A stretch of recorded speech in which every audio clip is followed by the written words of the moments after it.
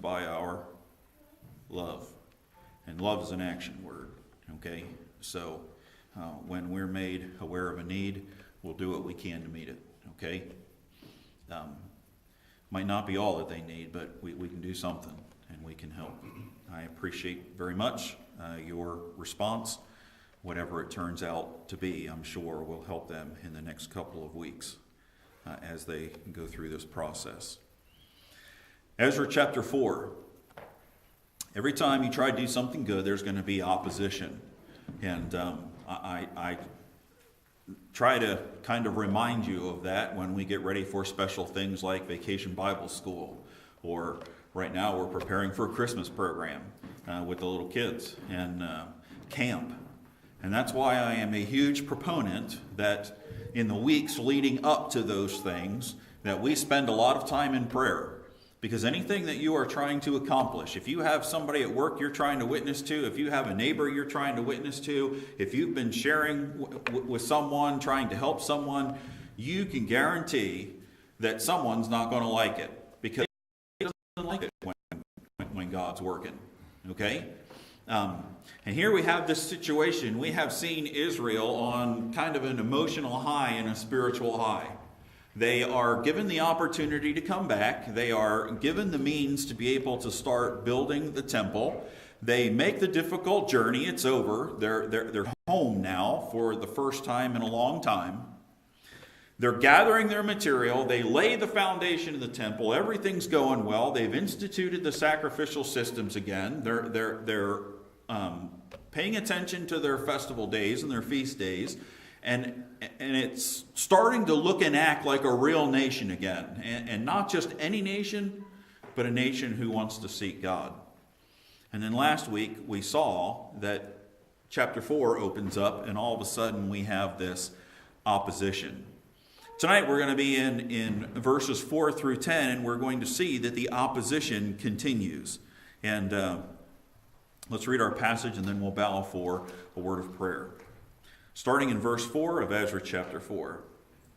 Then the people of the land weakened the hands of the people of Judah and troubled them in building, and hired counselors against them to frustrate their purpose, all the days of Cyrus king of Persia, even until the reign of Darius king of Persia. And in the reign of Ahasuerus, in the beginning of his reign, wrote they unto him an accusation against the inhabitants of Judah and Jerusalem. And in the days of Artaxerxes wrote Bishlam, Mithridath, Tabeel, and the rest of their companions unto Artaxerxes, king of Persia. And the writing of the letter was written in the Syrian tongue and interpreted in the Syrian tongue. Rehum, the chancellor, and Shimshai, the scribe, wrote a letter against Jerusalem to Artaxerxes, the king, in this sort. Then wrote Rehum, the chancellor, and Shimshai, the scribe, the rest of their companions, the Danates, and I got no idea how to say about our Parthites and Tarpulites and Pharasites and the Achavites and the Babylonians and the Hushanites and the Devahetites and the Elamites. If that isn't bad enough. And the rest of the nations whom the great and noble Assnapper brought over and set in the cities of Samaria and the rest that are on this side of the river and at such a time. Let's bow for a word of prayer. Father, we know that many times adversity arises, and it is important how we handle it. And we just finished studying not that long ago about having the whole armor of God that we could be able to stand when Satan attacks us.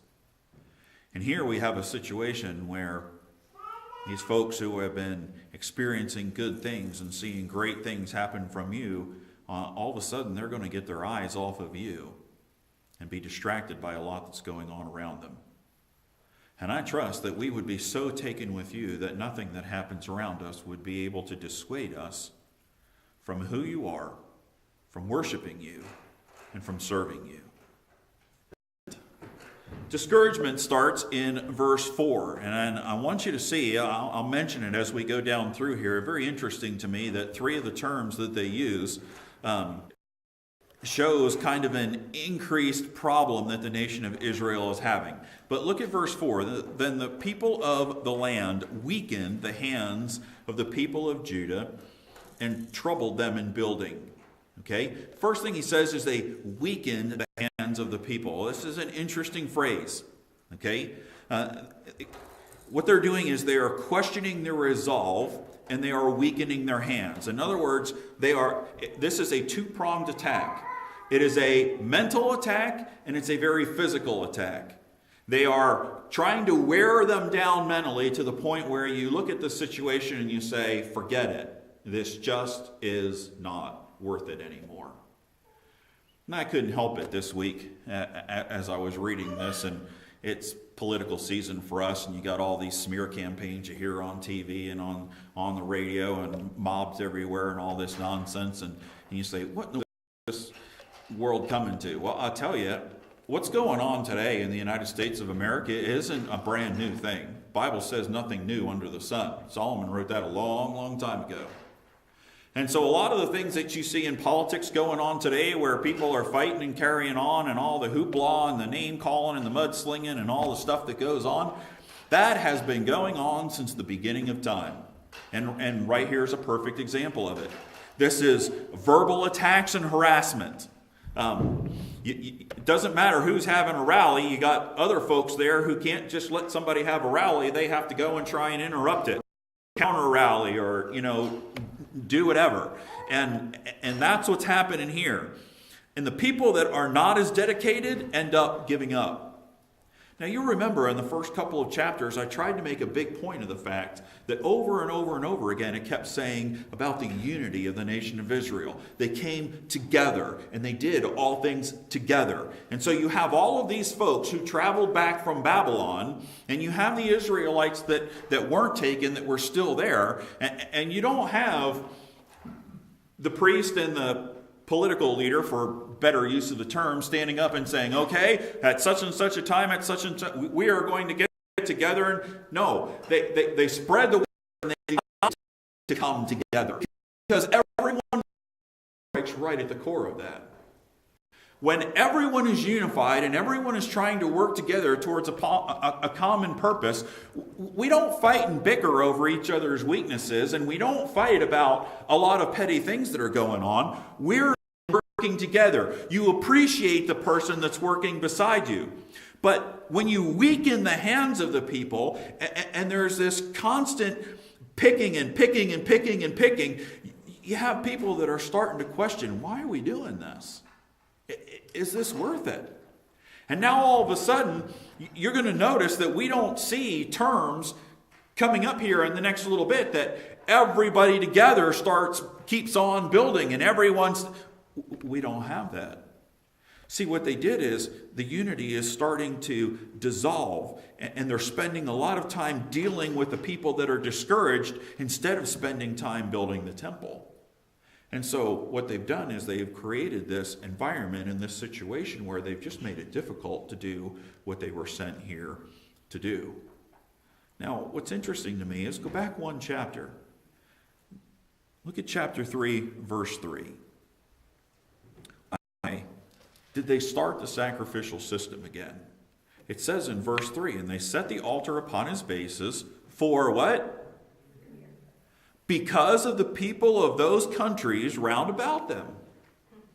So there's going to be opposition, and they realize that they didn't have a wall at Jerusalem, and they don't have their houses fixed up.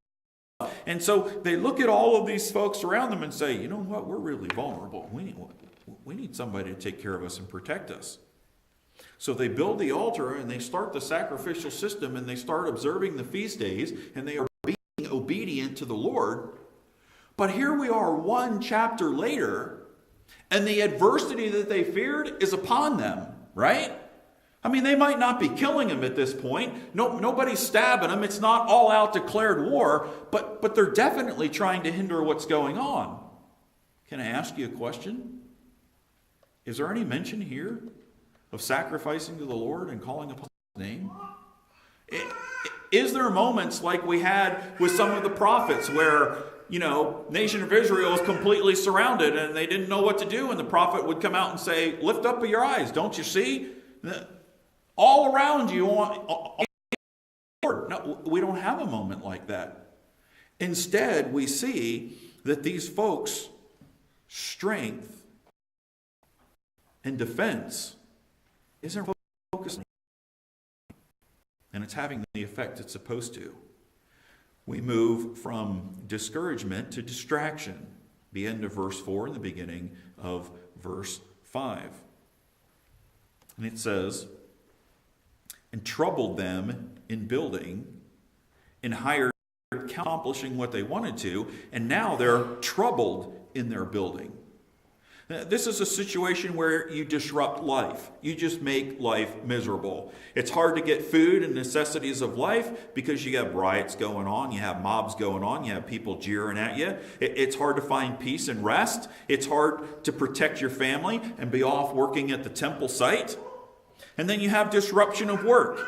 They make work tedious and dangerous. We see that this happens again when Nehemiah comes back to build the wall. In fact, he takes it so seriously that he tells them to build with one hand and carry a weapon in the other.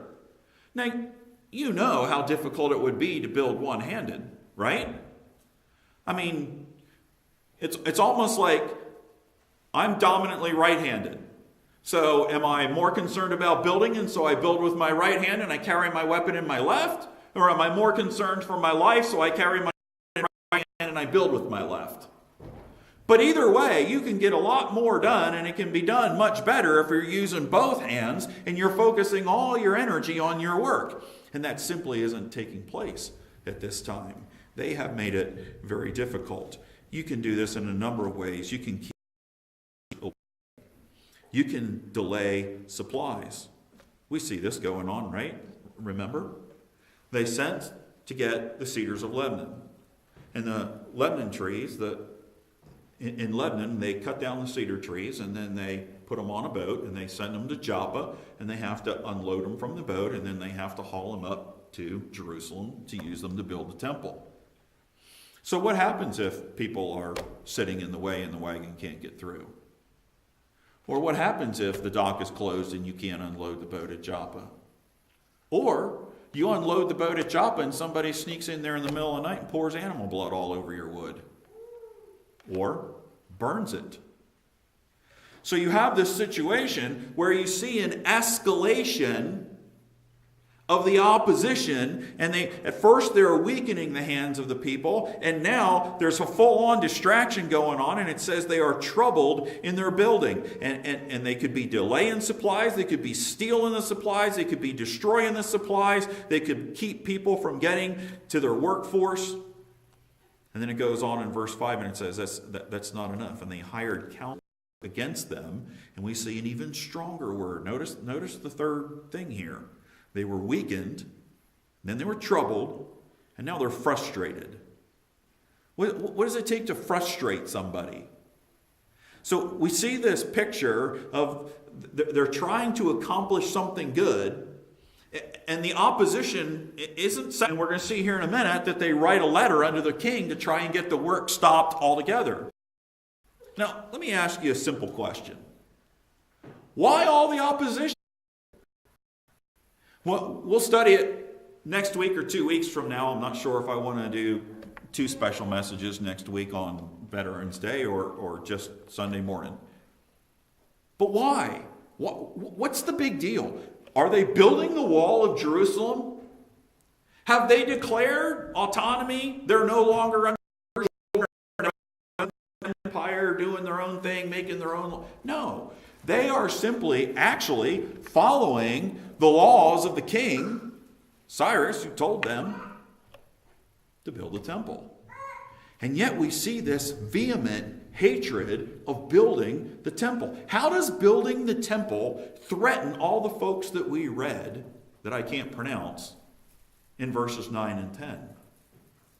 Doesn't. Except for the God of the nation of Israel claims that he is the only true God. See?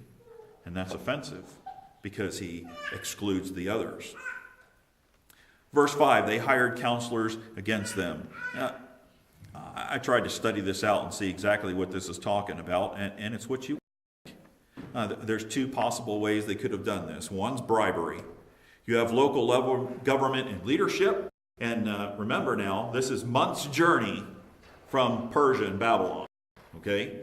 So the king is in Persia, and he has his officials over here.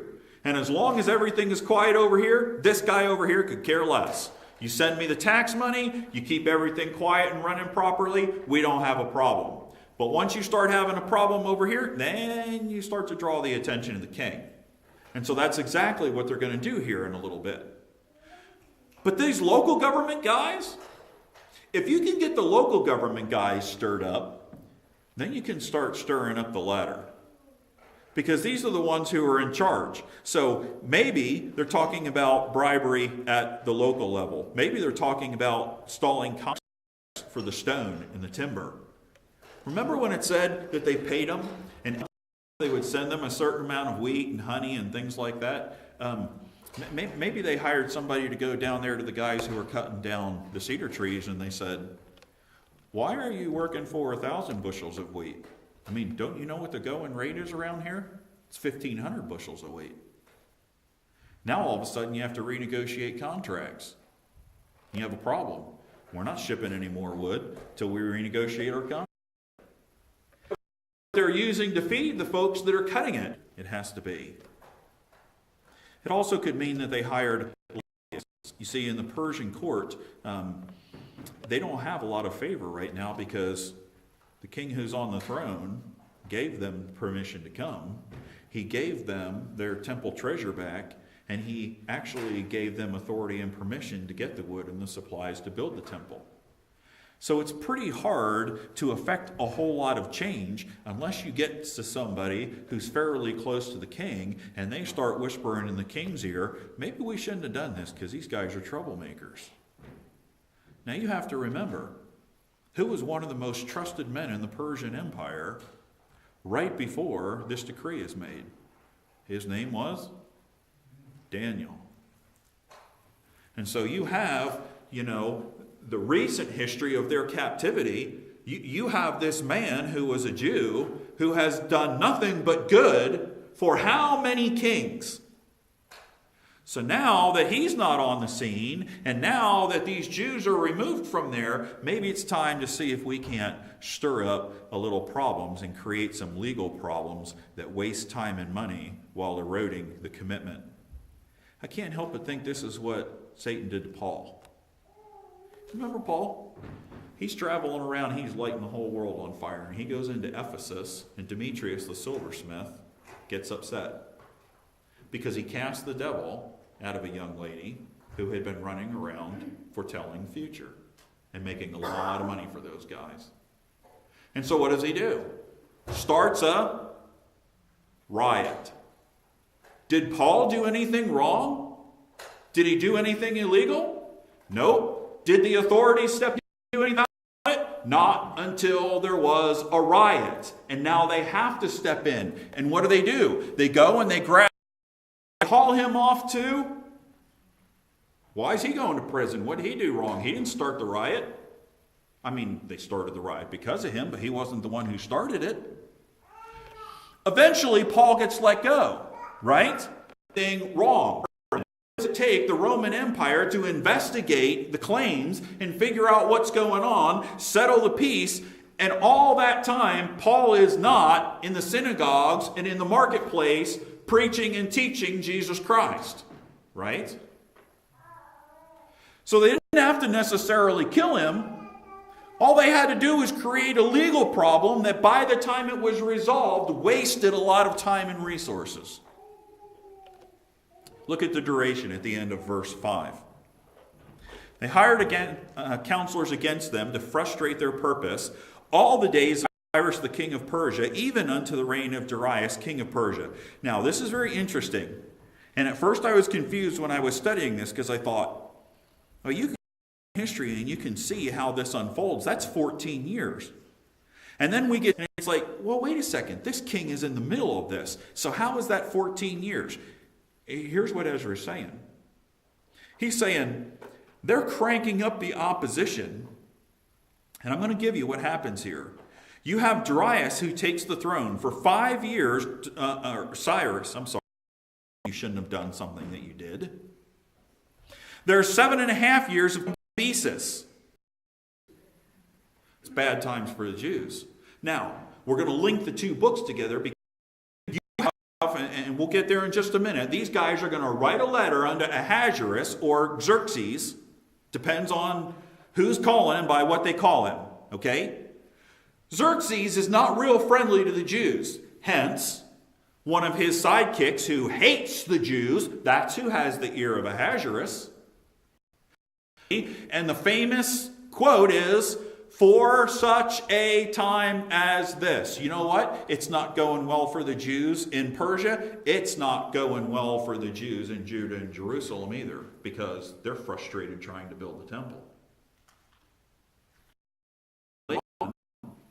We have this weird situation where Esther reveals to the king that they are trying to do this conniving to wipe out the Jews with the authority and the permission of the Persian Empire. And when he realizes what's happening, he ends up hanging the guy on his own gallows, right? Well, while all that's going on against the Jews and the Persian Empire, Jerusalem, who are cranking up their own pressure, because now the winds of political have changed. Where Cyrus looked favorably upon the Jews, Xerxes could care less. And so he allows his right-hand man to send out this decree to have them all killed. Very interesting how God is at work all the way through this thing. After Cambyses, you have 7 months of pseudo very long at all, and then you have the first year of Darius. I want you to see something that's real interesting, though. They still haven't done much building on the temple. They have the foundation laid. This delay was allowed by Israel. Cyrus didn't stop them, right? I mean, he told them they could. Even allowed them to go back. Gave them the temple treasure. Gave them permission to cut cedar trees from Lebanon. It's not like Cyrus stopped them from building. And so when Cyrus stops reigning, Jesus takes over, or Ahasuerus or Xerxes, however you want to call him here, when he takes over and starts reigning, that's when they are ordered to stop, all the way down in verse 24. So can I bring out a really important point right here? Might be one of the most important points of this whole passage. They should have worked hard while they had the opportunity to do so. Who knows how long Cyrus was going to be on the throne? But he's blessed them, and he's given them this opportunity, and he's given them permission to cut trees, and they got the foundation laid. Why in the world in 5 years did they not get after it like their tail was on fire and get the job done? But Jesus Christ said in John chapter 9, verse 4, we have to work while the day cometh, for the night cometh when no man can work. And he said, lift up your eyes and look, for the fields are white unto harvest. What did he challenge us to do? You better work while you have the opportunity to work, because there may come a time when you don't have the opportunity to work. And that person that you wish would spend eternity in heaven may spend eternity in hell if you don't take advantage of the time you've been given now. We're not guaranteed of tomorrow. We have to use now. Look at the deceit in verse 6. We're not going to get all the way through everything about this letter, but we're going to get started on it. In the reign of Ahasuerus, in the beginning of his reign. Now, what has happened here is he has taken the time in verse 5 to say, listen, these tactics went on for 14 years. 5 of those years are while Cyrus is on the throne. But it's not clear whether he died or whether he just stopped reigning in that part of the country and turned it over to somebody else. But for the next 7.5 years, you're going to have Cambyses on here, Artaxerxes. And as soon as Artaxerxes comes to power, hey, wait a second, we have an opportunity here. And it's a chosen opportunity. We're probably not talking Cyrus into changing his mind. He fears the Lord. But Artaxerxes now, he doesn't care. And so they're backtracking and saying as soon as Cyrus is off the throne, they don't wait for Pseudo-Smyrtus, they don't wait for Darius. As soon as Cyrus is gone from the scene and there is a new king in charge, they pounce. It is a chosen opportunity. They can't try this with Cyrus. Notice also the timing in the beginning of his reign. He doesn't have time to get settled, so this feels like an emergency. You know, when a president takes over, they have a little while from the time that they are elected into office until they're sworn in. And one of the things that's supposed to happen in this country, and for the most part it does, and it's a beautiful thing about our country, is the person who is leaving power, their office kind of turns over the information and lets the new group in on what's about to happen, so that on day one after they're sworn in, they're not blindsided by everything that they need to know about running a country. Okay? You have this handing over of power now to Artaxerxes. And he has barely taken the throne. Now, think about it. He doesn't shoot an email to Jerusalem and ask how things are going with the building of the temple. It's probably the least of his concerns, right? There's a whole lot more important things going on in Artaxerxes' mind than whether or not the Jews are being successful in building the temple at Jerusalem. He could care less. He doesn't even really like the Jews at this point. It's not until he marries one that his opinion kind of changes. Choose wisely, guys. Hey, girls, be wiser. Esther didn't have a choice. They picked the right time. And they're going to kind of pressure the king with this situation, and they're going to make it sound like it's really important that he deal with something right now. Kids like to do this to parents, right? Landon will tell you the rule in our house: if you come up and spring something on us all of a sudden and we don't have time to talk or think it through, the answer is no. Solves a lot of problems, right? Now, every once in a while an emergency might come up, but our kids eventually learned, don't come up to me right before something in public and try and pressure me into letting you go to a friend's house for the night. You want to go to a friend's house for the night? Think about it, plan it out, come talk to us. Give us time to talk together and make a decision together, and then we'll tell you. But if you're going to spring something on us, the answer is no. What did they do? They pulled the spoiled kid routine on Xerxes. He is a long ways away. He is not aware of what's going on over here. Let's make it sound like this is a big deal in the region. And if you don't want to have problems, you better jump on this and fix it. And they got his attention. That's for another day. Verse 7, in the days of Artaxerxes wrote. Now, this isn't hiring a counselor. This isn't getting a lobbyist to talk to him and try and stir stuff up. This is a formal complaint in writing about a nation that he doesn't care about at this time. And notice, I think it is very interesting that he doesn't say against Judah or Jerusalem. He says what? End of verse 6. Accusation against the inhabitants of Judah and Jerusalem. You say, why would you do that? Let me tell you why. You take out your phones and Google Judah and see what comes up. And then Google Jerusalem and see what comes up. But if you Google Judah and Jerusalem, what comes up? And what's going to happen is they write this letter to the king, and the king doesn't know what's going on there. He's new in office, so he's going to call down to the library on his cell phone, and he's going to say, will you do a Google search of our documents and figure out what Judah and Jerusalem means in history? Now, they're going to find a lot of stuff about Judah, and they're going to find a lot of stuff about Jerusalem, but I guarantee you in those scrolls in Babylon, they're finding an awful lot of stuff about Judah and Jerusalem, right? And a lot of it's not good from the standpoint of the Babylonians and the Persians, because they had to come and whoop them and take them off captive. Very carefully orchestrated, formal complaint by the surrounding heathen. Now look at verse 7, because this is really interesting. In the days of Artaxerxes wrote Bishlam, Mithridath, Tabeel, and the rest of their companions. Unto Artaxerxes, king of Persia, and the writing of the letter was written in the Syrian tongue and interpreted in the Syrian tongue. Now, when you just read that verse, it kind of sounds like it stands alone. But then you have verse 8 that says, Rehum the chancellor and Shimshah the scribe wrote a letter against Jerusalem to Artaxerxes. Who did the writing? Was it Rehum and Shimshah, or was it Meredith and Tabeel and Bishlam? Well, here's what happened. You have Bishlam, Meredith, Tabeel, and it says the rest of their companions that it doesn't even list, but there were more than just the three of these guys. These guys are the plotters. It's a name that is very indicative of the political situation of the time. Remember, you had this king, this Assyrian king, who brought in all kinds of people and transplanted them into Israel, and you have all this intermarrying that is going on.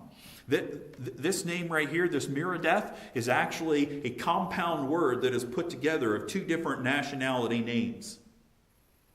So it's almost like two different nations that were moved in by the Assyrian king, intermarried, and when they had a child, maybe they were named after paternal dad and maternal dad. And so you have one nationality and another nationality smashed together.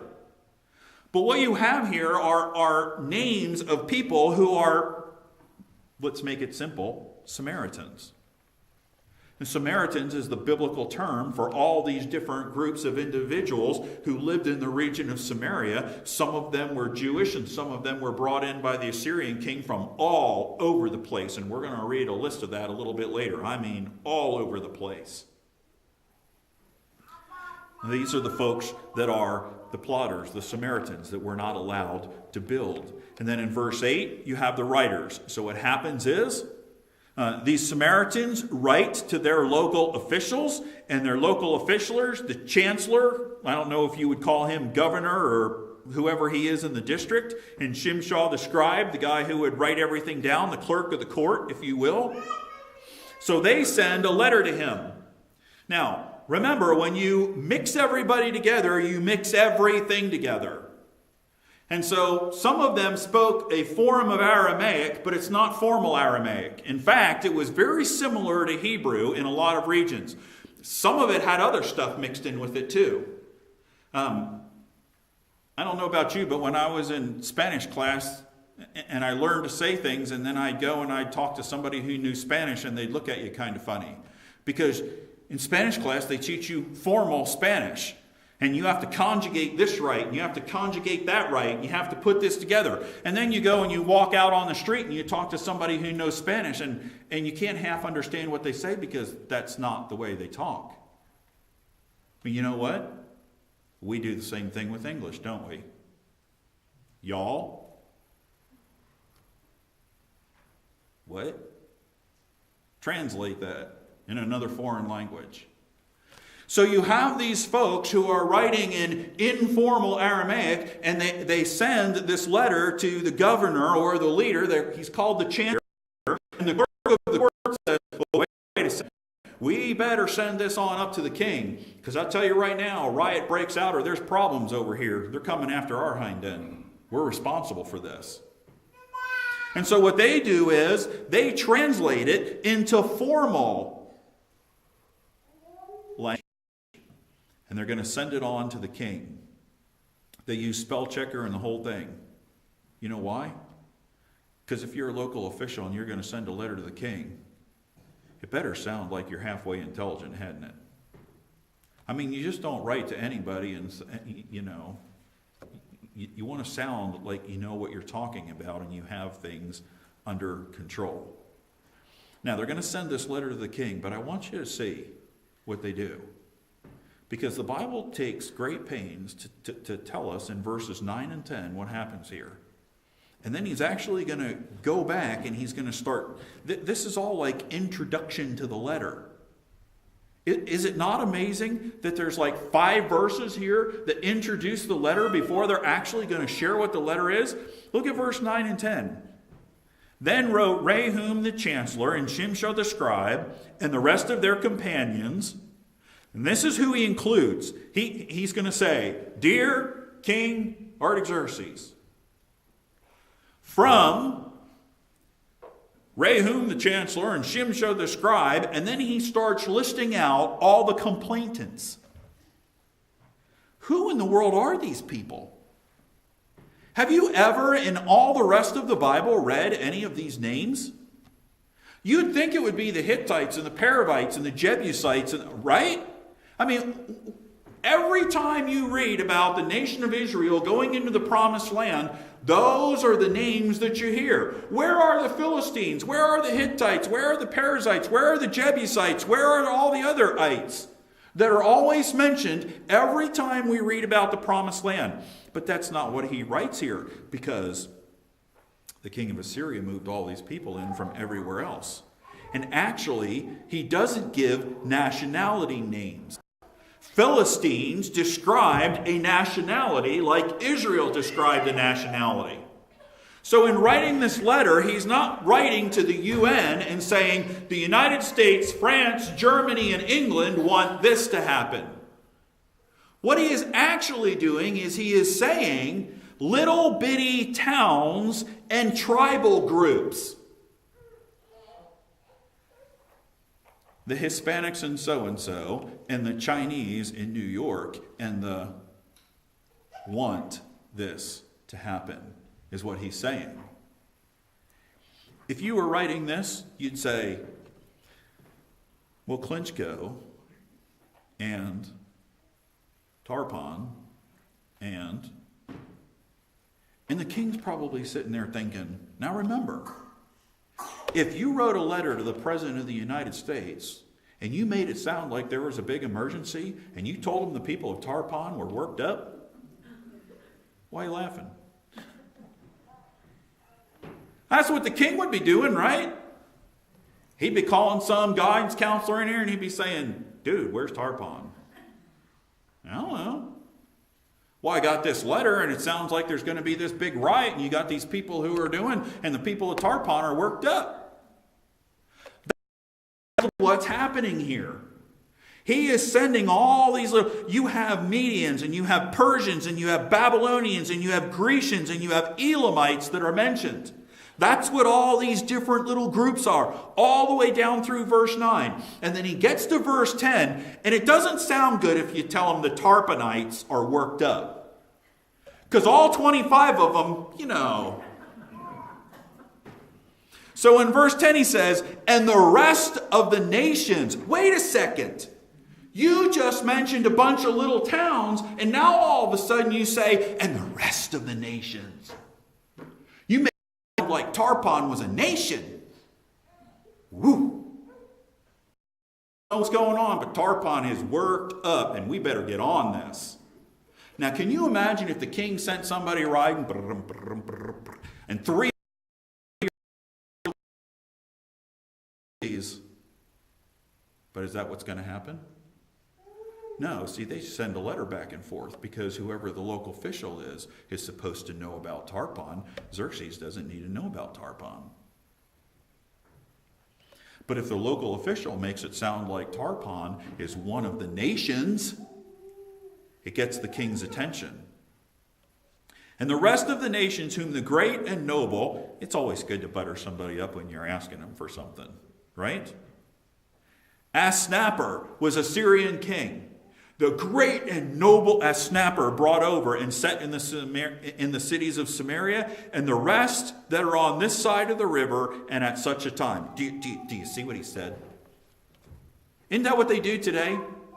Global warming. If you don't believe, no self-respecting scientist believes there's no way that there can't be global warming. That's exactly what he just did.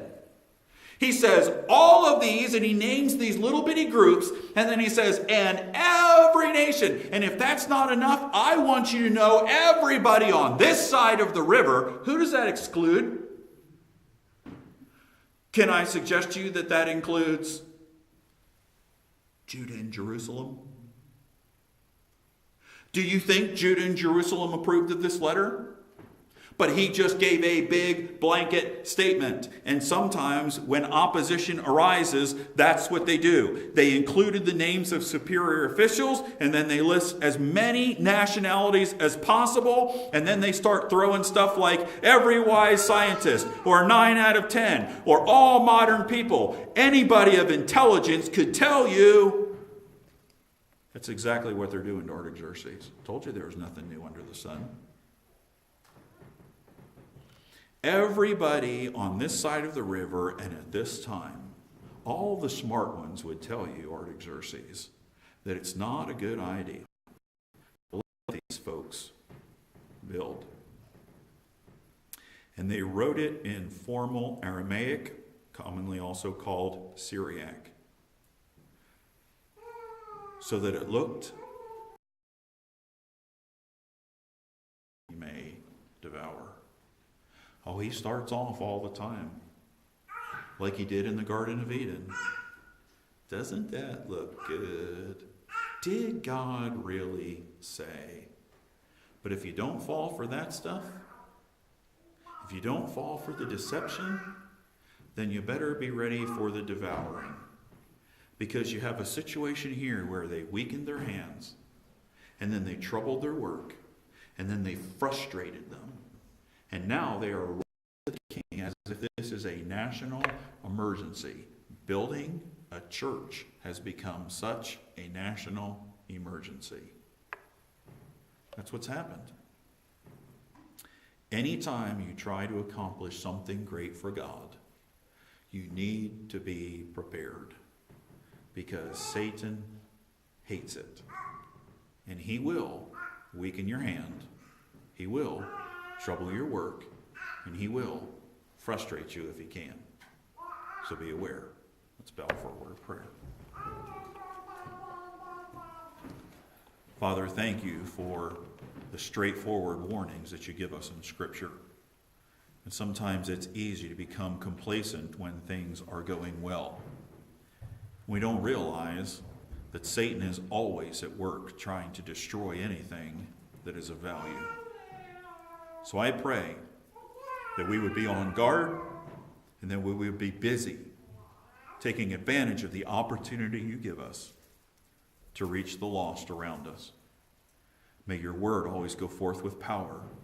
May our lives be attractive to the unsaved folks around.